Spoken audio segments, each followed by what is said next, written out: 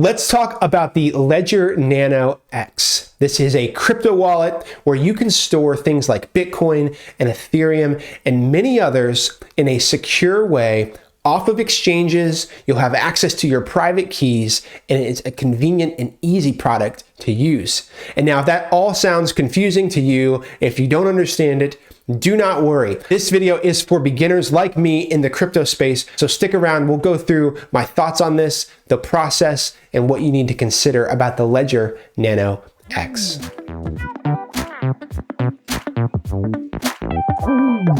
All right, welcome back to Joshua Talks Money. As you may know, I share stories about personal finance, a lot of the lessons that I learned about money after building and selling my tech company. But there's plenty of lessons I'm still learning, just like this one about crypto hardware wallets. And I share things like this with you every single week. If that would be helpful, please hit the like button and hit the subscribe button. I'd love for you to join me. Here is my interpretation of this whole concept of cold storage and public and private keys and all the rest of it. If you buy Bitcoin on some place like Robinhood or Coinbase, they actually own the Bitcoin. They have control over it, both the public and private keys that give ownership and authority over that Bitcoin. And by getting another wallet, especially a hardware wallet, you now have private keys and ownership over that Bitcoin, meaning that that private key must be used, the one that you have, that must be used by you in order to move that Bitcoin around from one place to another. And that is the point of the Ledger Nano X. It takes this process of this private key and it does all of this offline. And so that way it's not able to be hacked. It's not like you're going to have a leaked password and now your Bitcoin's gone. It removes all of that risk by taking the process off the internet, which is pretty fascinating. And I almost think of it as like a physical key to a digital asset. So a key like to your front door of your house that unlocks digital assets out there in the blockchain, for example. Okay, so that's like the background. Let's talk about the actual device, the Ledger Nano X. You can buy this on Amazon for I think about $150. I was a little paranoid that, with this whole idea of losing all of my crypto, that I wanted to make sure I bought it from the actual official Ledger web store. When it arrives to your house, you will receive a box like this, pretty fancy. Nice packaging, the Ledger Nano X. Inside, you're going to actually have the physical device. And this thing is pretty nice. Let me show you. It has this pretty solid metal cover. And then the hardware itself, similar to a USB. I don't want to call it a glorified USB. I don't know if that's insulting.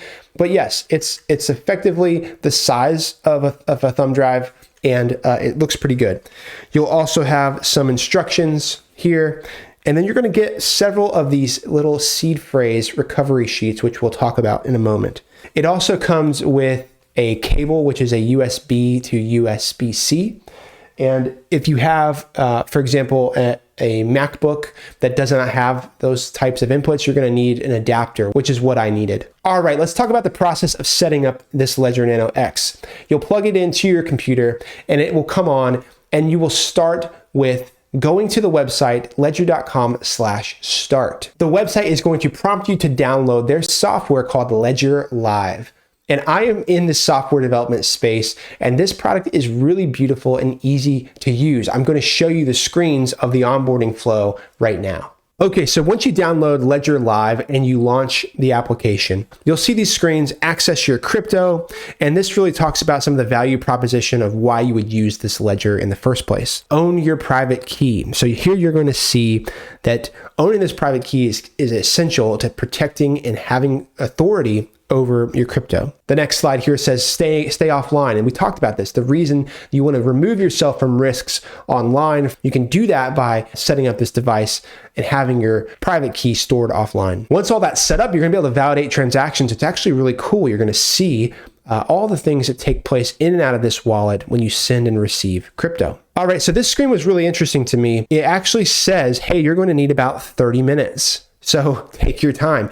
And when I read this, it actually changed my mind around when I wanted to do this. I would recommend you think about this process as something like baking or cooking. You're going to follow very specific, step-by-step, precise instructions, and it's going to take time. So if that seems tedious, then you may want to wait until you have the time to do it with your full attention. The device is going to help prompt you through a series of steps. The first being to set your PIN code.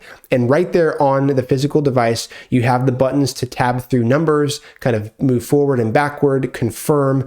And so you're going to enter 4 to 8 digit passcode. Now, this is not your private key. This is really what's going to unlock the ability to enter your private key into the ledger in the future to access your crypto. So make sure you set it and do not forget it. All right, let's take a moment to talk about the recovery phrase. So this is a seed phrase, as they call it. You'll get 3 of these sheets with your ledger. And really this represents 24 random words generated by your device that is your private key. The Nano generates this for you. Ledger does not know what it is. No one else knows what it is. It is simply your recovery phrase. No one else in the world has it but you. It's your job then to keep it very safe, because that is the way that your crypto from this point moving forward can be accessed.